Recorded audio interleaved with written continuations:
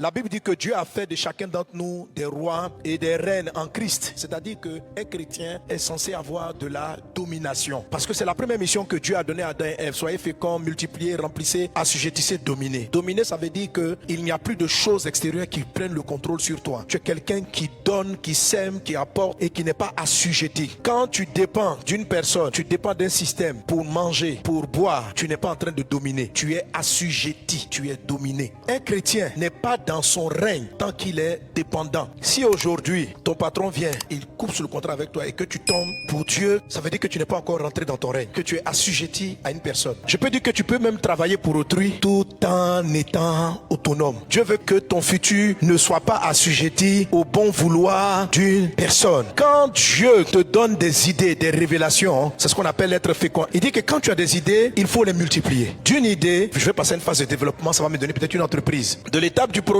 après avoir multiplié, fait grandir la chose, il faut remplir. Ça signifie combler un vide. C'est-à-dire que quelle que soit l'idée que Dieu t'a donnée, pour que tu arrives à la fin du process qui est la domination, il faut être sûr que ton entreprise, ton projet, ton idée vient combler le besoin, vient combler un vide, vient remplir quelque chose. Tu as eu l'idée d'une recette et que ta recette ne répond à rien. Personne n'a besoin de ton repas, tu ne vas pas entrer dans la phase de domination. Tout savoir-faire doit combler un vide. Soyez féconds, multipliez, remplissez, assujettissez. Quand Dieu commence à bâtir le jardin d'Éden, Dieu envoie d'abord un fleuve, puis le divise en 4. Tant que tes sources d'entrée, les choses qui arrivent dans ta vie, il y a une seule source qui te fait vivre, tu es en danger. Tu n'as pas le pouvoir. Tu es assujetti à celui qui t'envoie cette eau-là. Le jour où il a coupé, tu vas mourir. Dans chacune de ces étapes de vos vies, Dieu vous accorde des révélations. Ce que Dieu révèle, c'est que tu rentres dans la domination royale à force de révélations. C'est la découverte de tes autres potentialités qui vont te rendre progressivement autonome. La révélation de ton premier fleuve ne te rendra pas autonome. Il faut au moins la 4e. Mais tout ça, c'est un processus. Ce sont des choses qui vont de manière progressive. Tu ne les as pas au départ. Ça veut dire quoi un fleuve? C'est quelque chose que Dieu bâtit avec toi qui peut passer les générations. Quand tu as un marigot, ça veut dire que c'est une entreprise qui pourvoit, mais que tu n'es pas capable de laisser un héritage aux enfants de tes enfants, ce n'est pas encore un fleuve. Un fleuve n'est pas forcément matériel. C'est un ensemble de valeurs et de principes que tu es capable de céder à tes enfants. C'est un ensemble de capacités d'intelligence que tu es capable de céder aux enfants de tes enfants. C'est ce qu'on appelle un fleuve.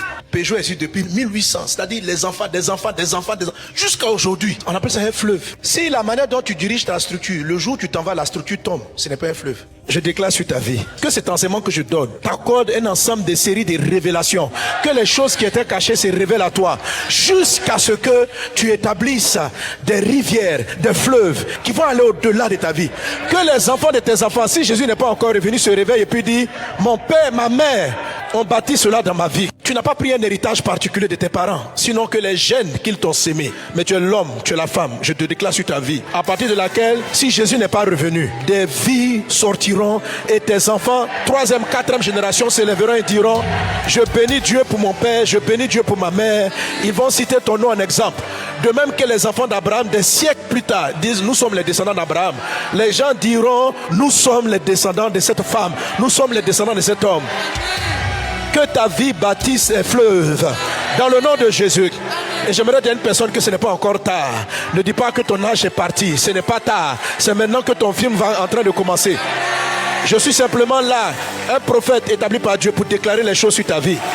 Dieu t'a envoyé à ce rendez-vous pour dire: voici où il s'en va avec toi. Ne réfléchis pas en termes de bonheur immédiat.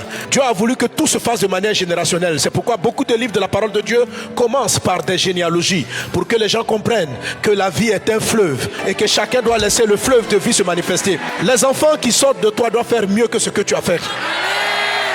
Que la faveur de Dieu soit avec toi et que ta descendance fasse mieux que ce que tu as fait. Qu'il en soit ainsi dans le nom de Jésus. Quelqu'un donne un bon amen. Alléluia.